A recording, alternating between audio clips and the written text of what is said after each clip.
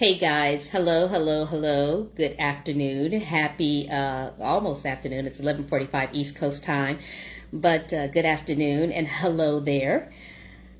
This is Lawanda will be Lawanda, and listen, I wanted to jump on really quickly because I have to tell you that what I am doing seems so vitally important.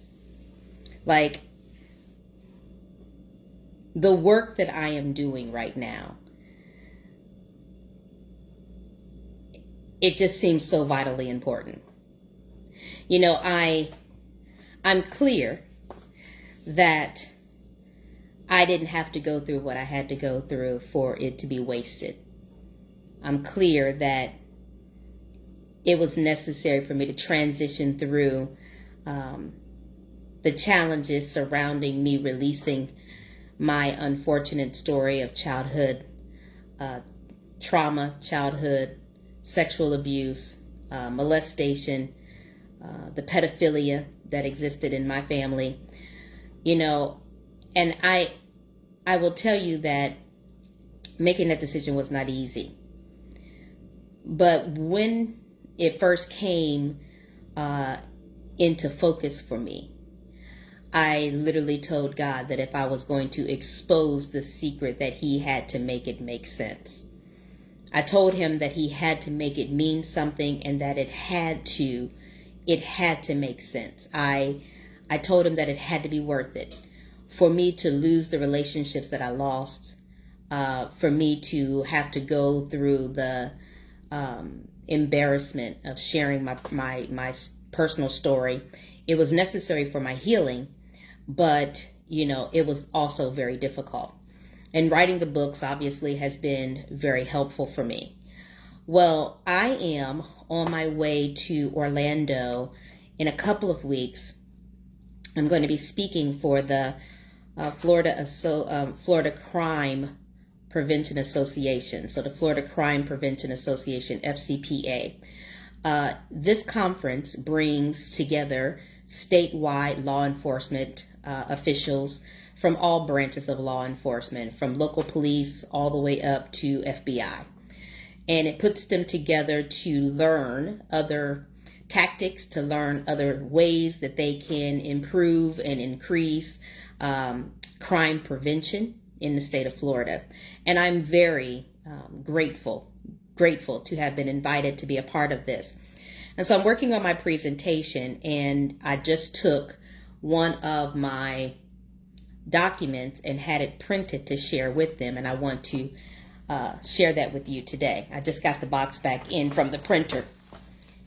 I had Uber pick it up because I'm working. But here it is, and it's very heavy. I like to, when I go into these environments, I like to have something to leave with them so that they will be able to help me do what I feel is necessary, and that is to warn parents and children about grooming and the grooming tactics. I'm very clear that for me, it took the person in my life about 2 years to groom me, because it was done, it was done physically, it was done over the course of time, and it took them about 2 years of grooming before the actual molestation. And if you've read the book, you know the details, but before the actual molestation took place. And that was just with being nice. That was just with providing extra, money. That was, getting cool gifts. That was perpetrated by, being on my side when I got in trouble. That was just being nice to me, being kind, extra money for now laters, a fat pickle at the corner store.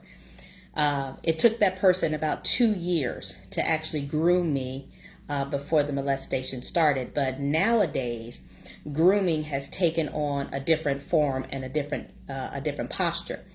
And that's not to say that there are not pedophiles that are still hiding in our households, because there are.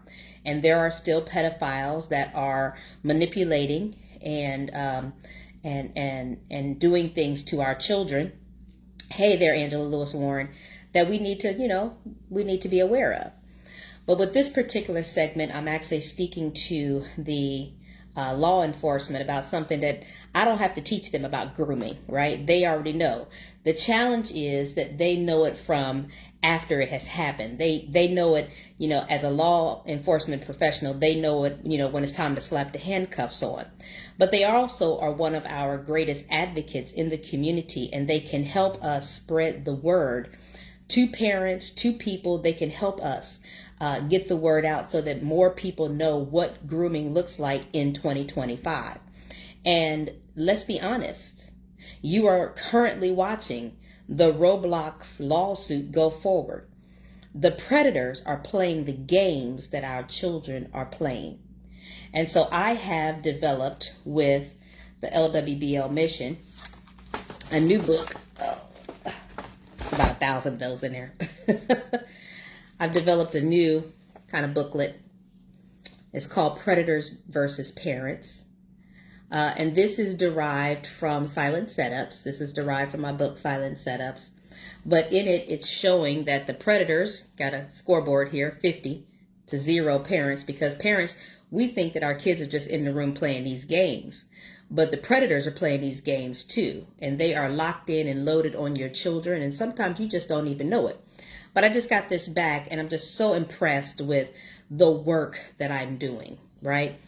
Now, I know that this might show up on your screen backwards, but I'm just so impressed with the work that I'm doing and how intentional I am about putting this information into the hands.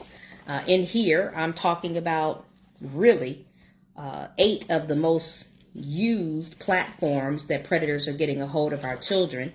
Roblox, oh my God, is the first one on my page.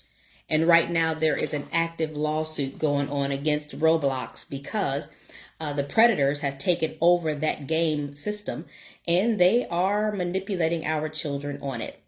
So every time something new comes in for me, every time I see something that I have spent hours working on in my secret cave, every time that I receive it in the mail, I just get so excited because I know that the work that I'm doing makes a difference. And I want to encourage you that when you have purpose on your life, regardless of how difficult it may be, when you have been called to do something unique and something that is necessary, I don't want you to shrink back from it. I want you to embrace it, and I want you to do it full steam ahead. Because I have no idea how many other people that the Lord gave this assignment to before it got to me. But I'm quite sure that there were plenty of people that have experienced what I've experienced, knowing what I know about statistics. I'm quite sure that there were plenty of people that this was presented to, and they ignored because they didn't want to put their business in the street. And I get it. I get it. I didn't want to put my business in the street either. I get it. I get it. But at the end of the day, putting it out there has allowed me to step into a space that helps me to continue my healing journey, and that helps me to talk about something that we do not talk about in the family. We are much better. I mean, you can tell by my own family, right? You can tell they have rejected me like they didn't even know. And the abuse that I suffered was known. The abuse that I suffered was eyewitnessed. So I didn't have to tell anybody. They walked in and saw it and caught it in the act. So I didn't have to tell anybody. We just hid, that abuse. And we hid it because we wanted to protect the names and the legacies of the people that were involved. But when the rubber met the road and it was time for them to take accountability X amount of years later, they still do not want to come to terms with that, even though this person continues to do things that are manipulative and triggering. But nonetheless, I'm just grateful. I'm grateful that I have the luxury of using this trained voice. I mean, Listen, I just stood on a platform of over 500 people over the weekend. And I'm grateful to use this trained voice, this stage ready voice, this voice that has been prepared to be stage ready since I was a child. I have theater in my background. That the Lord has allowed me to use this trained stage ready voice to stand on this mountaintop and to talk clearly and openly about pedophilia that exists in the Black family, pedophilia that exists in Black and brown families across the United States, and pedophilia that is hidden in households because we live under that code of silence that what goes on in this house stays in this house. I am thrilled to be a forerunner in this. And it kind of makes my story more palatable, because now I can see myself and what I went through the lens of being a blessing and of helping somebody else. So guys, listen, here's what I'm going to say to you as I, continue to chart my path and, and follow the plans of the Lord and walk in this thing and walk it out completely. Here's what I want from you. I want you to begin to have hard conversations. I need for you to begin to have uncomfortable conversations surrounding this subject, because the only way we're going to be able to eradicate it is to have conversations surrounding it. There are individuals in our own community, that mess with little kids, and you know about them, but you don't say nothing to them. We have got to begin to confront this demon spirit of individuals who would hurt and harm and take something so precious from a child. As much as I heal, as much as I heal, I can never get my virginity back. Can we just be clear? What was stolen from me can never be replaced. And I have to always remember, what my first experience was. And I am clear that it has damaged me in ways that I may not ever be able to recover from. But at the end of the day, I am confident. Thank you so much. It's time to get them redone. Thank you so much, Tina. But I am confident that I am, that my voice is necessary. I'm confident that my voice is needed. I'm confident that the place in which I'm standing in, regardless of any type of backlash that I've had to take, I am confident that this space that I am occupying at this moment is the space in which the Lord needs me to occupy, so that I can continue to shed light. I can continue to break down the barriers that keep us from having these hard conversations. Listen, we know women in our own friendship circles that have suffered from molestation. Very few of us don't know anyone that hasn't been touched inappropriately as a child. Very few. Because the statistics are jarring, just how many. As I read statistics, I just shake my head like, and forever I thought that I was the only one. I thought that my little dirty family secret was just, I felt like I had to keep it a secret because it was just us. It's not. It's not. It's so widespread and it's so prevalent. And that's the lie. That's the lie that we have had to deal with. We've had to deal with the lie that it's just, a small segment of individuals that are experiencing this. But the truth of the matter is that it's so widespread that it's scary. It's scary, guys. And we have got to posture and position ourselves to do our part. So for me, listen, when you run across people that are having these conversations, need a speaker, need someone to come and talk to their girls group, remember that this is what I'm doing.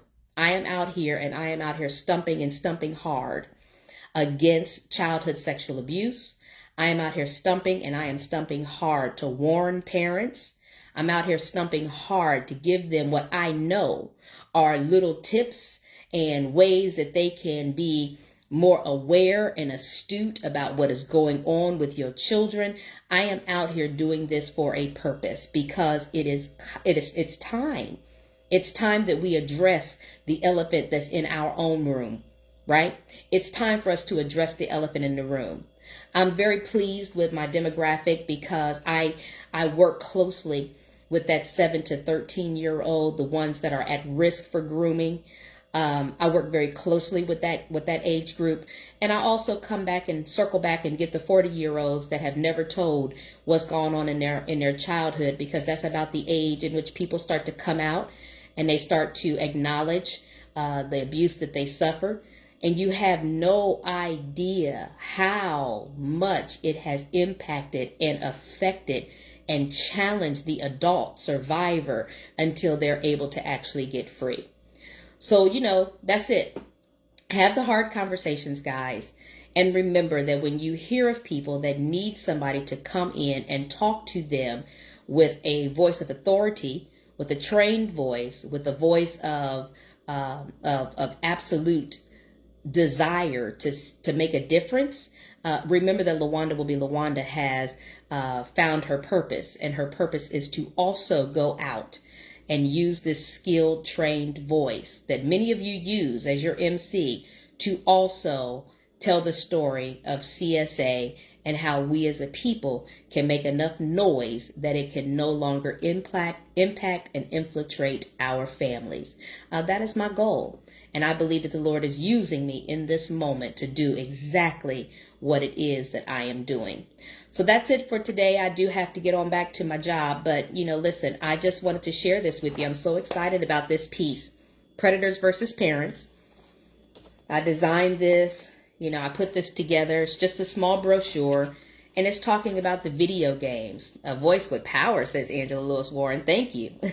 And it's just talking about the video games. It's just a brochure that I'm going to be handing out to the law enforcement officials that can help, that can literally help. And these will be available to those law enforcement professionals in bulk, so that they can keep them in their trunks and they can just distribute them. Thank you so much. They can just distribute them as they go along, because this is part of the mission. Part of the mission is advocacy, and part of the mission is awareness. We have got to make people aware of how predators are getting into our children. We got to make them aware. All of them are not hiding in our households. Some of them are hiding right on their game consoles. And parents, and I know you think that you got, all kinds of parental controls. Your children know how to get around those. Little Johnny, little Becky, they know how to get around that. They know how. They know how. And it's the same MO. It's the same modus operandi. It's by offering free stuff. The games, if you get a certain amount of coins or certain amount of chips, you can buy certain things from the stores. It's all the same behavior. It's the same predatory behavior. But this time, the predators have so much easier access to our children because we leave them alone to play these games on their iPads and their devices while we go cook dinner, while we take a break. We don't want to be bothered with our kids, so we give them a game system and we, go entertain yourself. And oh my God, the predators love that. And the next thing you know, your child has been lured over into some chat room where they are now talking with, under the auspice of, we playing a game, a whole predator. You see it on TV all the time and you wonder, how does this happen? It happens because predators use language. They use manipulation. They use tactics that cannot always be detected. I didn't know I was being groomed. I didn't know that man was doing what he was doing when he was doing it. I thought he was nice to me. I thought he really loved me. I thought he cared about me. When he would let me do special things with him, I could go and I could help him with the cars, and I could go and I could help him fix stuff around the house and be the little apprentice and carry the tools. Man, I thought I was special. I thought I was special. I had no idea that this man was setting me up for what he did to me as a child. And I want to be the one that sounds the siren. I want to be the one that sounds the alarm. I want to be the one that makes parents think. I want to be the one that makes parents ask questions. I want to be the one that makes parents look twice. I want to be the ones that, takes individuals from inaction to action. I want to be the one. I want to be the one. I want to be the one that helps you out there in social media land take this thing serious. I want to be the one. I want to be the one that you can say, I know her, I trust her, I believe her, and I'm going to be on my P's and Q's. I want to be the one. And as I continue to grow in this space and continue to occupy the space that I am in, hey, you're the one. Listen, I want to be the one. I want to be the voice that is attached to, and I'm not ashamed, because we have got to do something. Far too many of us have gone this way, and we've got to do something to protect the children, that are coming up behind us. Interestingly enough, last week I went to inquire about being a substitute teacher for Broward County Schools, right? Because the Lord has given me a particular radar, a particular eye, that I can see some of the things that children are hiding, right? Because of look what I'm coming out of. Child, I went over there and saw how much they paid per hour. I left. I'm about to go through the schools another way. I got to get in the schools. I got to get in the schools another way. But, it is my goal. It is my prayer. It is my hope. It is my plan. It is my pleasure to be sitting in this seat. I know that the Lord gave it to me for such a time as this. And again, I do wonder how many other people he gave it to before he gave it to me that let it pass by. But there's enough of us beginning to come forward at this time that we're going to continue to be able to make a difference. And a difference we shall make. So this is LaWanda, will be LaWanda always, because everybody else is already taken. With the LWBL mission, my mission is to eradicate childhood sexual abuse. That is my mission, that is my goal, and that is my promise that I'm making to the Lord, that I will do my part in order to eradicate childhood sexual abuse. Gotta go, gotta get back to the job, but it was my pleasure jumping on with you this afternoon. Have yourself a great rest of the day. Talk to you later. Bye for now. Bloop.